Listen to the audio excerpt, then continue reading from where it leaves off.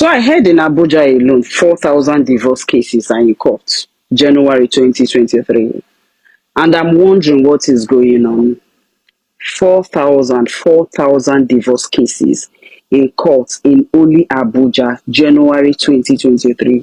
What is going on? If this figure is correct, then I think we have a big problem.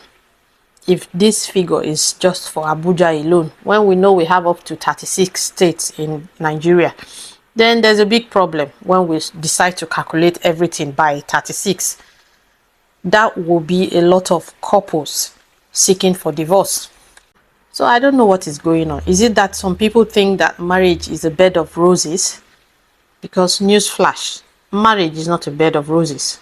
Because the way it is, it's obvious that some people are getting married for the wrong reasons. Look, marriage comes with its ups and downs. And it will have to be between you and your partner to determine how rough or how smooth the road is going to be for your union. And just because you are facing a lot of challenges presently does not mean you cannot deal with your problems.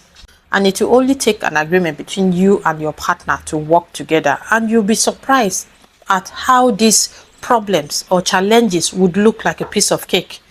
Okay, maybe not a piece of cake exactly, but it will be easy for you people to maneuver, for you people to deal with your problems and not resort to divorce. Because if your marriage is not life-threatening, I don't think there's any point going for a divorce. All it takes is just the two of you coming together to have an agreement to fix your problems. We've all been there, and we are still there. And that we are still here does not mean we don't still have these misunderstandings once in a while. We do. But we just have a way of navigating through all this. And maybe some of you think it's going to be greener on the other side. But let me tell you the truth. It's not always like that. And by the time you realize it, it might be too late for you.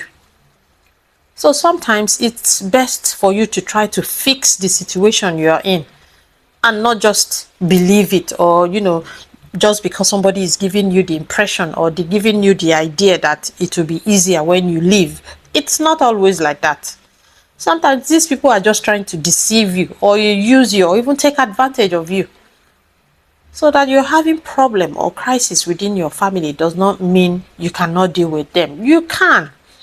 These are everyday issues people come across. It's just for you to learn how to deal with these problems.